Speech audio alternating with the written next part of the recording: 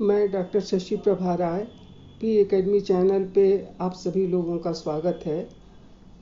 आज मैं समाजीकरण की अवधारणा पर चर्चा करने जा रही हूँ। मनुष्य एक सामाजिक प्राणी है। वह जन्म से मृत्यु तक समाज में ही रहता है और वह अपनी आवश्यकताओं की पूर्ति के लिए समाज पर ही आश्रित है। मानव शिशु जन्म से असहाय होता है। वह केवल जैविकीय रूप से हड्डियों, मांस, रक्त का बना हुआ पुतला होता है। परिवार में जन्म लेने के पश्चात वह पारिवारिक सदस्यों के सानिध्य से बोलना, चलना, बैठना सब कुछ सीखता है। अतः समाजीकरण सीख की प्रक्रिया है जो समाज के द्वारा एक जैविकीय प्राणी को सामाजिक प्राणी बनाता है। इसी को समाजीकरण कहते हैं। यह जन्म से मृत्यु तक चलती है। समाजीकरण की परिभाषा विभिन्न समाजशास्त्रियों ने इस प्रकार की है। गीलिन और गीलिन के अनुसार समाजीकरण से हमारा तात्पर्य उस प्रक्रिया से है जिसके द्वारा व्यक्ति समूह में एक क्रियाशील सदस्य बनता है, समूह की कार्यविधियों से समन्वय स्थापित करता है, उसकी परंपराओं का ध्यान रखता है और सामाजिक परिस्थितियों से अनुकूलन करके अपने साथियों के प्रति सहन शक्ति की भावना विकसित करता है। जॉनसन के अनुसार समाजीकरण एक प्रकार की सीख है जो सीखने वाले को सामाजिक भूमिका का निर्वाह करने के योग्य बनाती है। बोगार्डिस के अनुसार साथ काम करने, सामूहिक उत्तरदायित्व की भावना विकसित करने तथा दूसरों की कल्याण संबंधी आवश्यकताओं को दृष्टि में रखकर कार्य करने की प्रक्रिया को समाजीकरण कहते हैं। किम्बल यंग के अनुसार समाजीकरण वह प्रक्रिया है जिसके द्वारा व्यक्ति अपने सामाजिक और सांस्कृतिक क्षेत्र में प्रवेश करता है, समाज के विभिन्न समूहों का सदस्य बनता है तथा जिसके द्वारा उसे समाज के मूल्य और नियमों को स्वीकार करने की प्रेरणा मिलती है। ऑकबर्न के अनुसार समाजीकरण वह प्रक्रिया है जिसके द्वारा व्यक्ति अपने समूह को आदर्श नियमों के अनुसार व्यवहार करना सिखाता है। पार्सन्स के अनुसार व्यक्ति द्वारा सामाजिक मूल्यों को सीखने तथा उनका अंतरीकरण करने को ही समाजीकरण कहा जाता है। सभी समाजशास्त्रीय परिभाषाओं के आधार पर कहा जा सकता है कि समाजीकरण एक प्रक्रिया है जो जीवन पर्यंत चलती है। समाजीकरण के द्वारा व्यक्ति सामाजिक आदर्श, मूल्य, संस्कृति सब कुछ अपने में आत्मसात करता है और ऐसे ही व्यक्ति समाज को संगठित और नियंत्रित रखते हैं। समाजीकरण की प्रक्रिया के प्रमुख 3 पहलू हैं। पहला जीव रचना, दूसरा व्यक्ति, तीसरा समाज। मनुष्य की जीव रचना ऐसी होती है कि वह अपनी पतली जीभ, विकसित मस्तिष्क, लचीले हाथ, दृष्टि सब कुछ उसे विभिन्न प्रकार के व्यवहारों को सीखने में बहुत अधिक सहयोग देती है। व्यक्ति समाजीकरण की प्रक्रिया का प्रमुख आधार है। उसके बिना आत्मविकास के समाजीकरण की प्रक्रिया आगे नहीं बढ़ सकती है और समाज वह क्षेत्र है जिसके अंदर विभिन्न क्रियाएं करके व्यक्ति सामाजिक मूल्य और नियम सीखता है।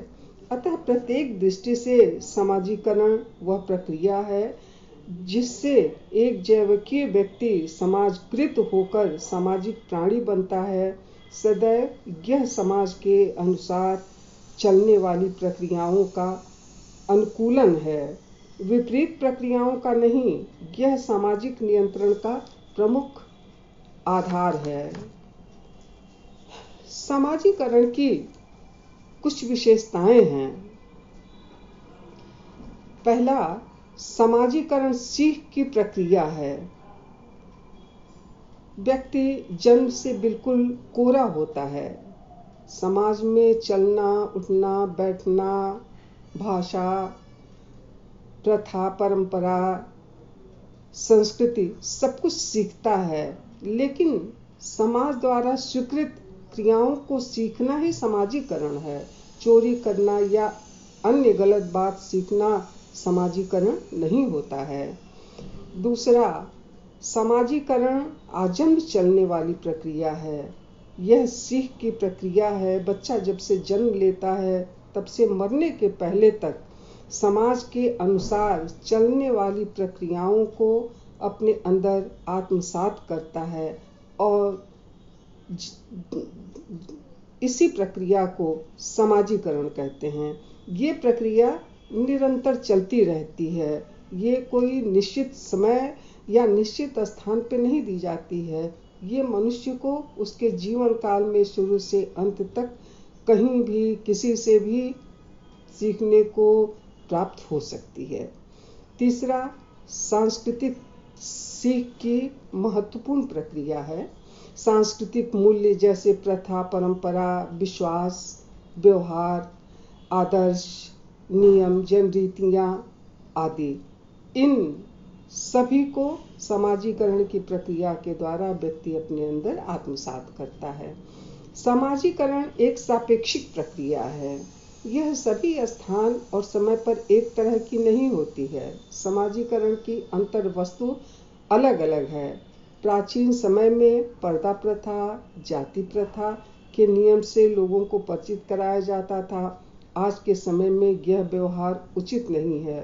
पहले बच्चों को प्रणाम, चरण स्पर्श से अभिवादन सिखाया जाता था।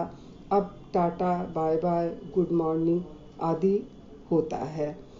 विभिन्न स्थानों के आधार पर भी सभी चीज़ें जो हैं वो अलग अलग होती हैं। अतः समाजीकरण की प्रक्रिया जो है वो एक सापेक्षिक प्रक्रिया है जो समय और स्थान के अनुकूल होती है। दूसरा, समाजीकरण आत्म का विकास करता है। समाज के संपर्क में आकर व्यक्ति को आत्मबोध होता है, स्व का ज्ञान होता है, आत्म का विकास होता है। दूसरा, समाजीकरण अनुकूलन और अनुकरण पर आधारित है। यह एक महत्वपूर्ण अंग है। समाजीकरण में इसके आधार पर मनुष्य बहुत कुछ सीखता है, समझता है। और अंतिम विशेषता है व्यक्ति को प्रक्रियात्मक सदस्य बनाने की प्रक्रिया है। संस्कृतिकरण समाज में व्यक्ति को ये बताता है कि वो किस पद पर है और उस पद के अनुकूल उसको कैसा व्यवहार करना है। एक पिता के रूप में, एक माँ के रूप में, पुत्र के रूप में, सभी रूपों में जो भी पद उसे मिला है समाज में, उसके अनुरूप कैसे व्यवहार करें, ये व्यक्ति को समाज के द्वारा प्राप्त होता है, परिवार के द्वारा प्राप्त होता है। इसका कोई प्रशिक्षण नहीं होता है। ये स्वयं धीरे धीरे बालक अपने अंदर पारिवारिक व्यवहारों को देख करके आत्मसात करता है। सांस्कृतिक हस्तांतरण समाजीकरण की एक प्रमुख प्रक्रिया है। संस्कृति किसी भी समाज की मूल निधि होती है और उसका सुरक्षण करना, उसको अच्छे ढंग से रखना हमारा कर्तव्य होता है। समाजीकरण वो प्रक्रिया है जिसके द्वारा कि हम अपनी संस्कृति को सुरक्षित करते हैं, अपनी संस्कृति का हस्तांतरण करते हैं। और समाजीकरण की प्रक्रिया इस दृष्टिकोण से समाज को संगठित करने में, व्यक्ति और समाज दोनों के संबंधों को अच्छा बनाने में, एक दूसरे के अनुकूल बनाने में, एक दूसरे को नियंत्रित करने में बहुत ही महत्वपूर्ण प्रक्रिया है। नमस्कार।